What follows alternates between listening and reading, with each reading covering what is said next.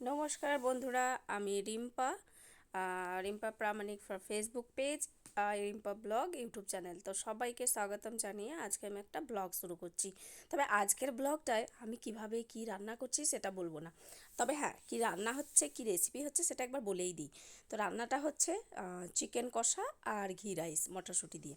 তো এটাই হচ্ছে আজকের রেসিপি। তো এই রেসিপিটা অ্যাকচুয়ালি আজকের বলা যাবে না বন্ধুরা, অ্যাকচুয়ালি রেসিপিটা আমি করেছিলাম আগেই, পোস্ট করে হয়ে ওঠা হয়নি।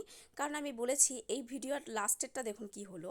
তো লাস্টেরটা এটাই আছে এই ভিডিওটাতে, আমি লাস্টেই বলে দিচ্ছি কি হয়েছিল। এরকমটা আমার সঙ্গে কখনো হয়নি। তো যাই হোক, আর আমি নিজেও মানে তাহলে দেবো কি দেবো না, একদম মানে কিছু একটা মানে ভাবছিলাম। তো যাই হোক, এত কষ্ট করে যখন 4 মিনিটে একটা ভিডিও বানিয়েছি, আমি ভাবলাম পোস্ট করে দিই। তা চলুন আজকে আমি একটু আমার এই ব্যাঙ্গালোরের জার্নিটা একটু শুনিয়ে দিই, গল্পটা বলি।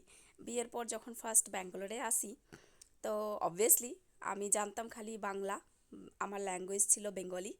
তো ওটাই এখনও আছে আমার বেঙ্গলি, আমি বাঙালি, আমি গর্বিত আমি বাঙালি। আর আমি একদম অজপাড়া গায়ের গ্রামের মেয়ে। তো যাই হোক, সেটাও আমি গর্বিত যে আমার গ্রামে জন্ম।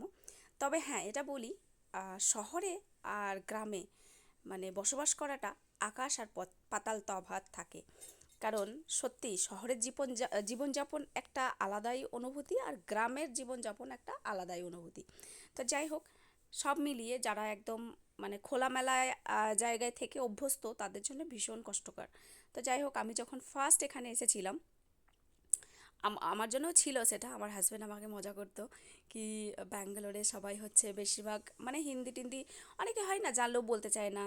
তো তুমি তো ধরো হিন্দিও জানো না, অনলি বাঙালি মানে বাংলা জানো, তো ওখানে গিয়ে প্রবলেম হবে। নেবার বা আশেপাশে যারা হয়তো তোমাকে জিজ্ঞেস করলো তুমি খেয়েছো, তুমি বলবে ঘুরে এসেছি। তোমাকে হয়তো অন্য কিছু জিজ্ঞেস করতে বলবে জল খেয়েছি।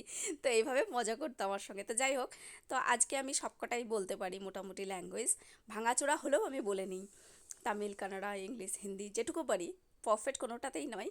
আর আমি তো বলবো আমরা কেউই পারফেক্ট কখনো নয়।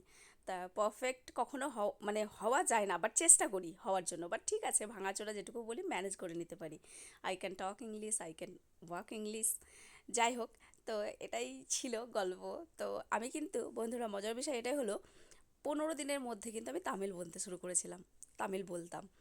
তো 15 দিনের মধ্যে যখন তামিল বলতাম, সবাই ভীষণ হাসাহাসি করতো আমাকে নিয়ে। মানে আমার অবভিয়াসলি আমার ভয়েস টোন, আমাদের ল্যাঙ্গুয়েজ ওদের ল্যাঙ্গুয়েজ অনেকটাই আলাদা না। তো এইভাবে বলতো, আবার বলো আবার বলো। তো যাই হোক, কষ্ট করে হলেও শিখে নিয়েছি। আর খুব দরকার আমার মনে হয়, যেখানে যেরকম যাবে। আস্তে আস্তে আমি কিন্তু এই গল্পগুলো সব শোনাবো। তো মজার বিষয়টা আমি একটু বলেই দিই, এই রান্নাটাই কি হয়েছিল, লাস্ট ফিনিশিং যে রান্নাটা, আমি ভেবেছি ক্যামেরা অন করেছি, কিন্তু আমি অন করিনি। ঠিক আছে, তো অন না করেই আমি ক্যামেরা ধরে রেখেছি, দি লাস্টের ফিনিশিং ভিডিওটাই আমার আর নেই। তো এটাই ছিল আজকের মজার বিষয়, লাস্টেরটা কি হলো দেখুন বলেছিলাম, তো এটাই ছিল লাস্টেরটা। তো মানে আমার এত খারাপ লাগছিল, সেই কারণেই আমি পোস্টটাও করতে পারিনি যে দেবো কি দেবো না, দেবো কি দেবো না। তো যাই হোক, ভিডিওটা কেমন লাগলো বন্ধুরা অবশ্যই জানাবে। ঠিক আছে, লাইক কমেন্ট শেয়ার করে সব সময় পাশে থাকবে। আর যদি ভালো লাগে, আমি এটাই বলবো, ভালো লাগলে একটু পাশে থাকবেন, সাপোর্ট করবেন, লাইক কমেন্ট দিয়ে পাশে থাকবেন, শেয়ার অবশ্যই করবেন। আর যেগুলো ভুল হয় সেগুলো যদি কেউ ধরিয়ে দেয় বা বলে, আমার মনে হয় সেই মানুষটা একটু হলেও শিখতে পারে। তো এটাই সবাইকে বলার ছিল, বললাম। আর আমার মানে ব্যাঙ্গালোরের আসার গল্পগুলো সব ধীরে ধীরে একটু একটু করে বলবো। তবে রান্নার আমি রেসিপি বলতে গেলে যেটা হয়তো আমি নতুন নতুন করি সেটা আমি বলি, এইভাবে করেছি ওইভাবে করেছি। আমরা দেখো সবাই শিখে থাকি বা শিখতেই আছি, তাই না? শিক্ষার কোনো শেষ নেই। তো একটু একটু করে আমরা বলতেও থাকি। আর আমি আমি কি আর শেখাবো, তাই না? সবাই মোটামুটি পারে। হয়তো নতুন নতুন কিছু যখন একটা করি তখন বলি যে এইভাবে একটু ট্রাই করে দেখতে পারেন। তো এটাই ছিল আমার আজকের ব্লগ ভিডিওতে। তো ঘি রাইসটাও দেখতেই পারলেন আমি কিভাবে বানালাম, একদম সিম্পলভাবে মটরশুঁটি দিয়ে। বাট হ্যাঁ, এই ঘিয়ের কালারটা অনেকের হয়তো ডাউট হতে পারে যে পুড়ে গেছে হবে হয়তো, বাট না, এই ঘিটা অ্যাকচুয়ালি দেশি ঘি, সরের ঘি। যেটা ওই যে ক্রিম বার করে করে সেটাও না, একদম ডাইরেক্ট সরের ঘি। তো তাই জন্য এর কালারটা একদম খাঁটি কালার। সত্যি মানে এর গন্ধটা অসাধারণ গন্ধ, মানে খেতেও এত সুন্দর টেস্ট এই ঘিটা, কি বলবো।